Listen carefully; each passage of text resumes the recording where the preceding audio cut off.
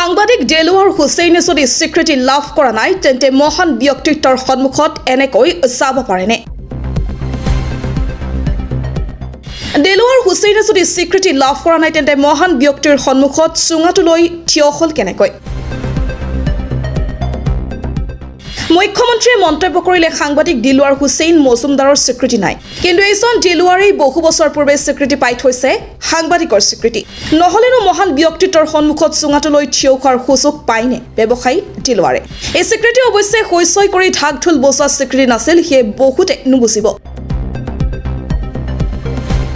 সাংবাদিক দেলোৱাৰ হুছেইন মজুমদাৰক পুনৰ গ্ৰেপ্তাৰ বেংকৰ গুৰুত্বপূৰ্ণ নথিপত্ৰ লৈ পলায়ন কৰাৰ অভিযোগত গ্ৰেপ্তাৰ সাংবাদিকগৰাকীক বিএনএছৰ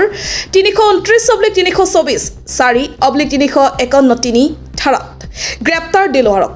বিএনএছৰ 309/4/115 ধাৰাও লগাইছে দেলোৱাৰৰ বিৰুদ্ধে পুনৰ গ্ৰেপ্তাৰ সাংবাদিক দেলোৱাৰ হুছেইন মজুমদাৰক গ্ৰেপ্তাৰৰ পাছতেই লৈ যোৱা হৈছে পানবজাৰ থানালৈ বেংকৰ গুৰুত্বপূৰ্ণ নথিপত্ৰ লৈ পলায়ন কৰাৰ অভিযোগ দেলোৱাৰ হুছেইন মজুমদাৰৰ বিৰুদ্ধে 111/25 নং গোচৰত গ্ৰেপ্তাৰ সাংবাদিকগৰাকীক বিএনএছৰ 329/324 4/351 ধাৰাত গ্ৰেপ্তাৰ দেলোৱাৰক বিএনএছৰ 309/4/115 ধাৰাও লগাইছে দেলোৱাৰৰ বিৰুদ্ধে যোৱাকালি সাংবাদিক দেলোৱাৰ হুছেইনৰ গ্ৰেপ্তাৰক লৈ প্ৰতিক্ৰিয়া মুখ্যমন্ত্ৰীৰ দ্য পাৰ্ট টাইম এজন ৰাজনৈতিক ব্যক্তিৰ পৰ্টেলত কাম কৰা বুলি মই জানো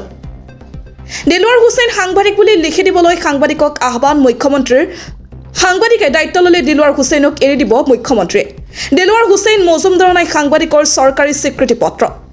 ইয়াৰ পিছতে সামাজিক মাধ্যমত দেলোৱাৰ হুছেইন আৰু এগৰাকী মহান ব্যক্তিত্বৰ সৈতে এটি পুৰণি ফটো ভাইৰেল হৈ পৰিছে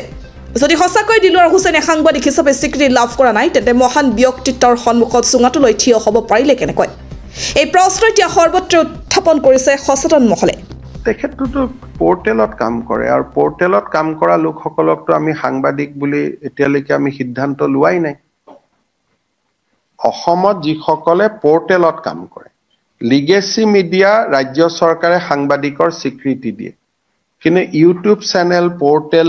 এই সকলক সাংবাদিকৰ স্বীকৃতি দিয়াৰ বিষয়টো আপোনালোকৰ লগত আমাৰ আলোচনা চলিহে আছে সিদ্ধান্তটো হোৱাই নাই আমি কোনো পোৰ্টেলক ডিআইপিআৰে সাংবাদিকৰ মৰ্যাদা আজিলৈকে দিয়া নাই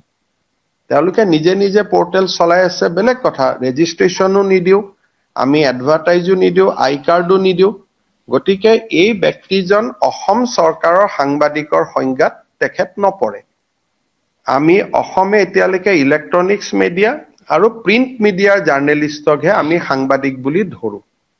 আৰু আন পোৰ্টেল সমূহক এতিয়ালৈকে সাংবাদিক বুলি আমি ধৰাৰ সিদ্ধান্ত লোৱা নাই আৰু সেই বিষয়ে সাংবাদিকসকলৰ লগত আমাৰ আলোচনা চলিহে আছে আৰু তেওঁলোকে নিজে যদি বিচাৰে যে আমাক ৰেজিষ্ট্ৰেচন কৰক আমি তেওঁলোকক ৰেজিষ্ট্ৰেচন কৰাৰ কাৰণে ৰাজি আছো কিন্তু তেওঁলোক নিজেও আগবাঢ়ি অহা নাই সেইকাৰণে পোৰ্টেল জাৰ্নেলিষ্টসকলক যদিও ঘৰুৱা ভাষাত আমি জাৰ্নেলিষ্ট বুলি কওঁ কিন্তু তেওঁলোকক সাংবাদিকতাৰ স্বীকৃতি আমিও দিয়া নাই আৰু তেওঁলোকেও আমাৰ পৰা বিচৰা নাই গতিকে মই ভাবো যে এইটো এজন ইন্ডিভিজুৱেল ব্যক্তি আৰু তেনেকেতো অসমত বহুত কেছ ডেইলি ৰেজিষ্টাৰ হৈ থাকে আৰু এখেত সাংবাদিক নে ব্যৱসায়ী তাৰো এটা দৃষ্টিভংগী আছে কাৰণ তেওঁতো ডাম্পাৰ আদিৰ ব্যৱসায়ও কৰে গতিকে এটা ব্যৱসায়িক কাৰণত গ্ৰেপ্তাৰ হৈছে নে আন কাৰণত গ্ৰেপ্তাৰ হৈছে তাকো জানিব নোৱাৰি কিন্তু মই যিগৰাকী ব্যক্তিৰ নাম জানো তেওঁৰ 4-5খন ডাম্পাৰো আছে তেওঁ বিভিন্ন ব্যৱসায়ও কৰে পাৰ্ট টাইম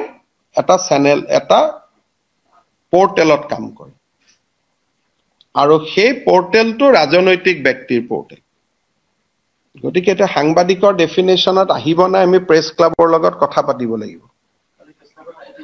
না প্ৰেছ ক্লাবে প্ৰতিবাদ কৰিছে কিন্তু প্ৰেছ ক্লাবৰ লগত এতিয়ালৈকে সিদ্ধান্তই হোৱা নাই যে পোৰ্টেলক সাংবাদিকত ধৰিম নে নধৰিম এতিয়া যদি তেওঁলোক আগবাঢ়ি আহে আমিতো ভাল পাম কাৰণ আজিলৈকে আমি এডভাৰটাইজো নিদিও একো নিদিও আমাৰ লগত কোনো সম্পৰ্কও নাথাকে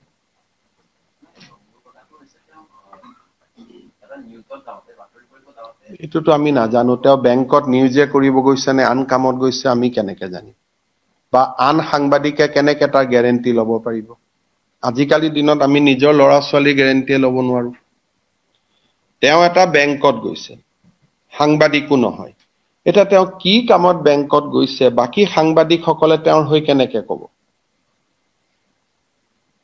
এইটো তেওঁ ঘৰুৱা কামতো যাব পাৰে, নিজৰ কামতো যাব পাৰে, এইটোতো কোনেওতো ক'ব নোৱাৰে। প্ৰথম তেওঁ এজন সাংবাদিক হ'ব লাগিব স্বীকৃত। দ্বিতীয় তেওঁ কি কামত গৈছে এইটো আমি জানিব লাগিব। বাকী সাংবাদিকসকলে তেওঁৰ হৈ গ্যাৰেণ্টি লৈছে, কিন্তু চৰকাৰেতো গ্যাৰেণ্টি ল'ব নোৱাৰে। সাংবাদিকৰটো যদি সাংবাদিক এজনে গৈ কাৰোবাৰ লগত কাজিয়া কৰিলে তেওঁ এতিয়া এৰেষ্ট নহ'ব নেকি? সাংবাদিক এজনে কাৰোবাৰ লগত হুলস্থুল কৰিলে তেওঁ এৰেষ্ট নহ'ব নেকি? লিখা পঢ়াৰ ক্ষেত্ৰত এৰেষ্ট নহয়। যদি লিখা পঢ়া কোনো ৰাইট আপৰ কাৰণে আমি এৰেষ্ট নকৰোঁ, আপুনি মোৰ এগেইনষ্টত লিখিলে তাৰ বাবে আপুনি গ্ৰেপ্তাৰ নহয়, বা মই নকৰোঁ বা আমি কোনেও নকৰোঁ। সাংবাদিকৰ যিটো এটা ফ্ৰীডম আছে এইটো লিখনিক লৈ,